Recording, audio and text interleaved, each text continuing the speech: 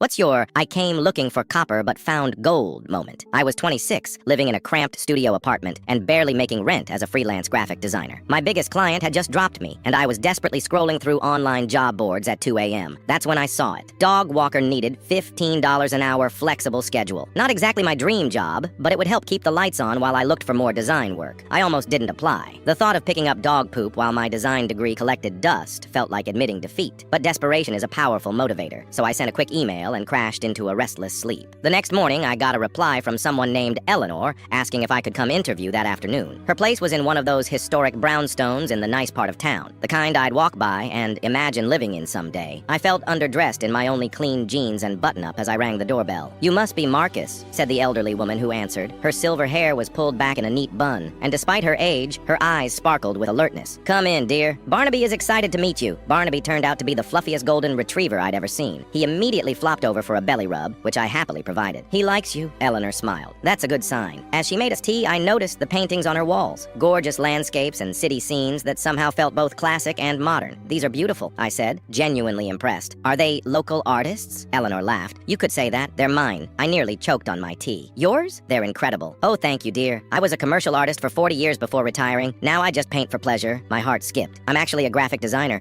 or trying to be anyway." Eleanor's eyes lit up. "Are you? Do you have any samples?" Suddenly self-conscious, I pulled up my portfolio on my phone. Eleanor put on her reading glasses and studied each design carefully, asking thoughtful questions about my process and influences. "You have real talent," she said finally, "but something's missing in these recent pieces. There's technique, but no heart." I should have been offended, but she was right. My recent work had been soulless, designs I thought clients wanted rather than what I felt passionate about. "The dog walking job is yours if you want it," she continued, "but I have another proposition. My arthritis makes it difficult to teach my community art class at the senior center. Would you consider taking over? It pays better than dog walking." I blinked in surprise. "But I'm not a teacher or a traditional artist. Neither was I when I started," she shrugged. "You learn by doing." Against my better judgment, I agreed. That first class was terrifying. 15 seniors staring expectantly at me. But when I started talking about color theory and composition, something clicked. They asked questions that made me think about design in ways I never had before. Over the next 6 months, Eleanor became my mentor. She introduced me to her old industry contacts, critiqued my work honestly, and pushed me to find my voice. I still walked Barnaby 3 times a week, not for the money anymore, but because those walks were when Eleanor and I had our best conversations. My portfolio transformed. So did my client list, as Eleanor's connections hired me for work that actually excited me. Last week, I signed the lease on a proper studio space. As I was packing up my apartment, I found that original job listing I'd printed out. Dog walker needed $15 per hour.